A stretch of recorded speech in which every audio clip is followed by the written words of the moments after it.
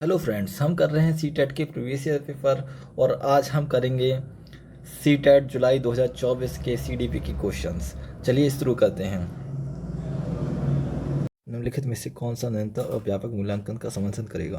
तो इसका सही जवाब है वृद्धि और अधिगम प्रगति portfolio. Second question, choose the correct option.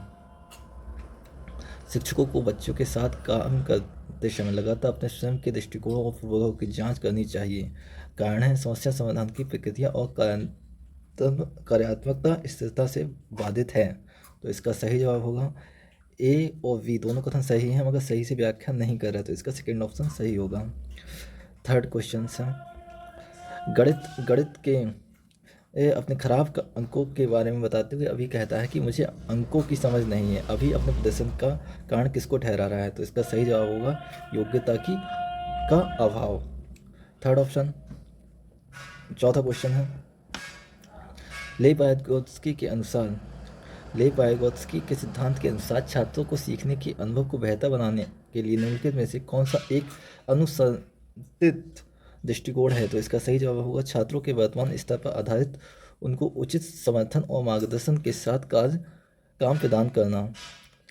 पांचवा क्वेश्चन है, निम्नलिखित में से कौन सा कथन प्रगतिशील कक्षा के शिक्षक की भूमिका को अच्छा वर्णन करता है? तो इसका सही जवाब होगा ऑप्शन नंबर सेकेंड, शिक्षक एक फैसिलिटेटर है, यानी कि सुविधादाता है। क्वेश्चन नंबर 6, हार्वर्ड गार्डनर की दी गई बुद्धि की अवधारणा का निहितार्थ है, यानी कि उसका मीन्स क्या है? तो इसका सही जवाब होगा क्वेश्चन ऑप्शन नंबर सेकेंड, अलग अलग आयामों के लोगों को अलग अलग योग्यताएं होती हैं।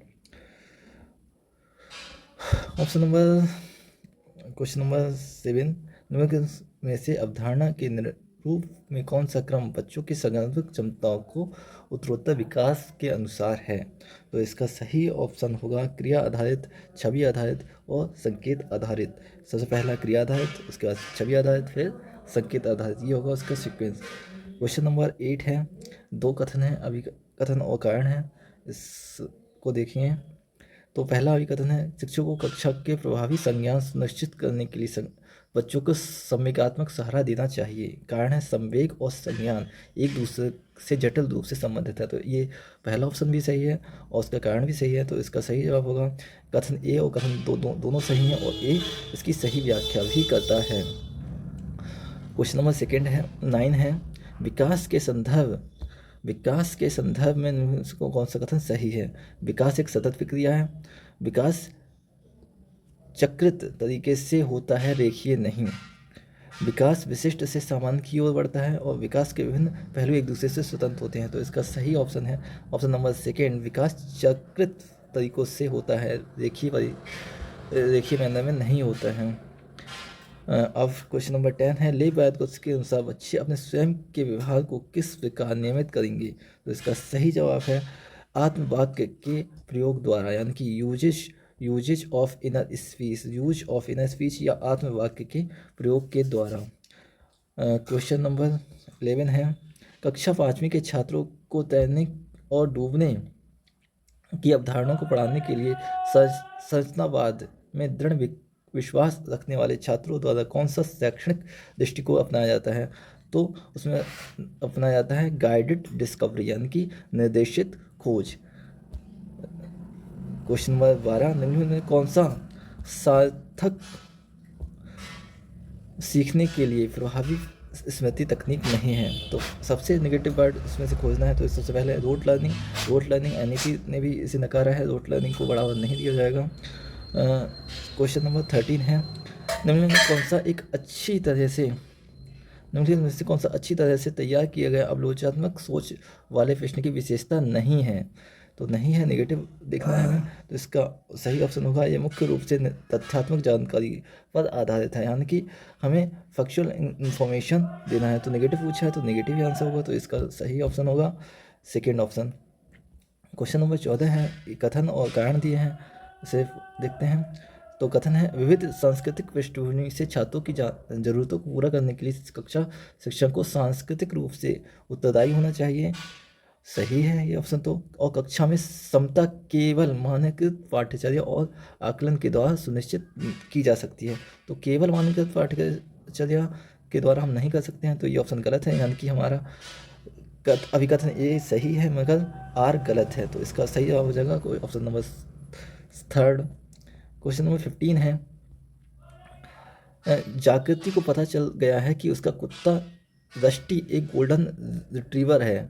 एक गोल्डन रिट्रीवर है। जब वह एक और कुत्ते को देखती है तो रस्टी जैसा दिखता है लेकिन एक अलग नस्ल का है। वह उसे भी कुत्ता ही समझती है। जीन पियाजे के संज्ञानात्मक विकास के सिद्धांत के अनुसार यह किस अवधारणा को प्रदर्शित करेगा? तो ये प्रदर्शित करेगा आपका एसिमिलेशन यानी कि समायोजन को।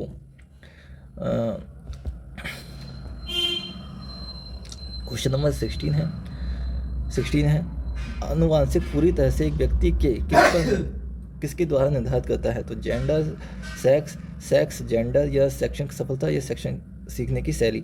तो ये निर्धारित करता है सेक्स पे। तो इसका सही ऑप्शन हो जाएगा option number first. Question number 17 है, अभिकथन दिए गए हैं और कारण दिया गया है, इसको भी देखते हैं। शिक्षकों को कक्षा को प्रश्न पूछने पर ध्यान देना चाहिए और निर्देश देने के बजाय उन्हें प्रश्न पूछने के लिए प्रोत्साहित करना चाहिए। बिल्कुल सही है। बाल केंद्रित शिक्षा शास्त्र का अर्थ है कि कक्षा में बच्चों की आवाज़ को महत्व देना और उनकी प्रतिभागियों को सुनिश्चित करना। ये भी बिल्कुल सही है। और कथन ए और का कारण अभिकथन भी है, तो ए भी सही, अभिकथन भी सही है, कारण भी सही है और सही व्याख्या भी कर रहा है। तो इसका सही जवाब हो जाएगा कुछ ऑप्शन नंबर ए बी दोनों सही हैं और ए आर की सही व्याख्या कर रहा है। क्वेश्चन नंबर 18 है, दोहराव और बारंबार किया जाने वाला व्यवहार किसकी विशिष्ट पहचान है?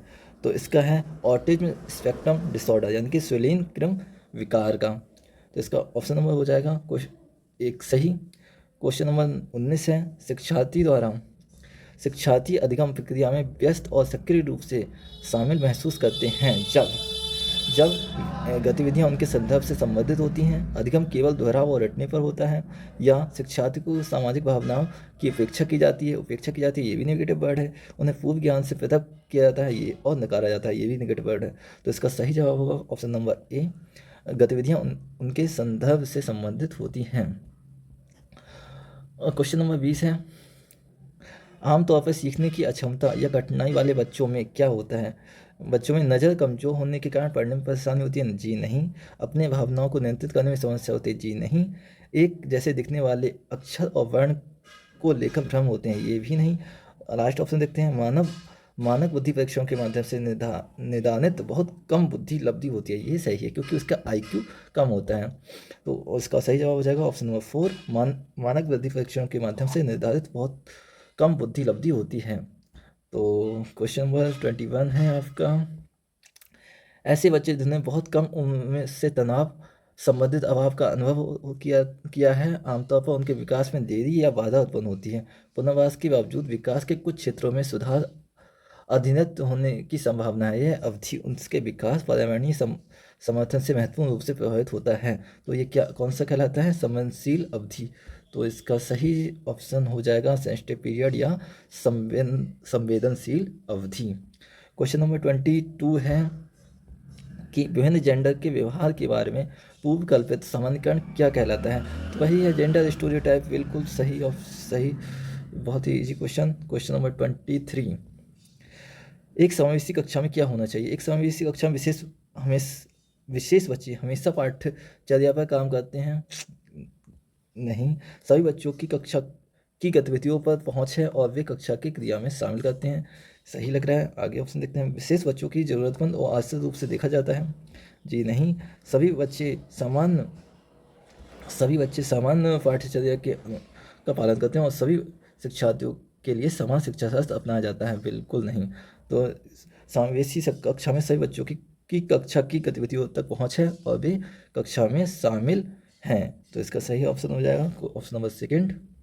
क्वेश्चन नंबर 24, अवलोचनात्मक सोच वाले प्रश्न पूछने का प्राथमिक उद्देश्य क्या है? यानी कि क्रिटिकल थिंकिंग स्टूडेंट होंगे, उनका प्राथमिक उद्देश्य क्या होगा? तो उसका प्राथमिक उद्देश्य होगा उच्च स्तरीय सोच और समस्या समाधान कौशल को बढ़ावा देना। यानी क्रिटिकल थिंकिंग करेंगे तो हम उच्च स्तरीय सोच और समस्या समाधान कौशल को बढ़ावा देंगे। क्वेश्चन नंबर 25 है आपका, सामाजिक सामाजिक रचनावादियों के अनुसार अधिगम की प्रक्रिया के बारे में कौन सा कथन सही है? तो सही ऑप्शन चूज करना है तो हमें ऑप्शन देखते हैं। अधिगम एक व्यक्तिगत प्रक्रिया है जो अलगाव में होती है, जी नहीं। अधिगम केवल कक्षा और औपचारिक सब शैक्षिक विन्यास में होता है, केवल कक्षा में नहीं होती है। अधिगम एक निष्क्रिय प्रक्रिया, जी नहीं, ये सक्रिय प्रक्रिया है। तो अधिगम अर्थ निर्माण की एक सामाजिक प्रक्रिया है, ये बिल्कुल सही ऑप्शन है। तो इसका ऑप्शन सही जवाब है ऑप्शन नंबर 4, अधिगम अर्थ निर्माण की सामाजिक प्रक्रिया है। क्वेश्चन नंबर 26, अभिकथन है, कारण है, देखते हैं। जबकि कुछ बच्चे 12 महीने की उम्र में बड़बड़ाना और 2 शब्दों का वाक्य बोलना शुरू कर देते हैं, अन्य 20 महीने की उम्र में ऐसा नहीं करते हैं। सही है, कुछ बच्चे में तेज़ी से विकास होता है, कुछ में थोड़ा स्लो विकास होता है, विकास फिक्स नहीं होता है। और सेकंड का इसका कारण देखते हैं, विकासात्मक प्रतिमान केवल सांकेतिक है, व्यक्तिगत बच्चों का विकास काफ़ी भिन्न हो सकता है, बिल्कुल सही है। तो अभिकथन भी सही है, इसका कारण भी सही है, तो इसका और सही व्याख्या भी कर रहा है, तो इसका सही जवाब हो जाएगा ए और बी दोनों सही हैं, और ए आर की सही व्याख्या कर रहा है। ऑप्शन क्वेश्चन नंबर 27 है, बच्चों की लंबाई और वजन की वृद्धि किसका उदाहरण? तो यही है क्वांटिटेटिव चेंज या फिर मात्रात्मक परिवर्तन। क्वेश्चन नंबर 28, हेज की दुविधा को फेस करने के लिए अरुणिमा तर्क देती है और कानून इन परिस्थितियों के लिए स्थापित नहीं किया गया था। इस स्थिति में दवा लेना वास्तव में सही नहीं है, लेकिन यह उचित है। लॉरेंस कोहलबर्ग के सिद्धांत के अनुसार अणुमा नैतिक विकास की कौन सी अवस्था में है? तो नैतिकता का विरोधाभास और व्यक्तिगत अधिकार व लोकतांत्रिक के चरण में है कौन? अरुणिमा। अब क्वेश्चन नंबर 29 देखते हैं। 29 का है, विधवाशाली बच्चों के संदर्भ में कौन सा कथन सही है? विधवाशाली बच्चों के संबंध में कौन सा कथन सही है? प्रतिभाशाली बच्चे सीखने की अक्षमता को जोखिम से मुक्त होते हैं, जी नहीं। प्रतिभाशाली बच्चे निश्चित रूप से शैक्षिक और सामाजिक और भावनात्मक सभी क्षेत्रों में उत्कृष्टता प्रदान करते हैं। ये आवश्यक नहीं है कि सभी प्रतिभाशाली बच्चे सभी क्षेत्रों में उत्कृष्टता प्रदान करते हों, तो ये भी ऑप्शन गलत है। प्रतिभाशाली बच्चे हमेशा खुश, लोकप्रिय और अधिक अच्छी तरह से समायोजित करते हैं, लगभग सही है। फिर भी लास्ट ऑप्शन देखते हैं, प्रतिभाशाली छात्र अन्य छात्रों की तुलना में अपेक्षाकृत उन्नत गति से सीखते हैं, ये बेहतर ऑप्शन है। तो इसका सही ऑप्शन हो जाएगा ऑप्शन नंबर 4। CDP का लास्ट क्वेश्चन है, जीन पियाजे के अनुसार कौन सा क्षमता पूर्व संख्यात्मक अवस्था की विशेषता है? तो इसका सही जवाब हो जाएगा प्रतीकात्मक खेल और जीववाद, यानी कि सिंबॉलिक प्ले और एनिमिज्म। तो ये हो गए आपके CDP के 30 क्वेश्चन जुलाई 2024 के प्रीवियस ईयर के।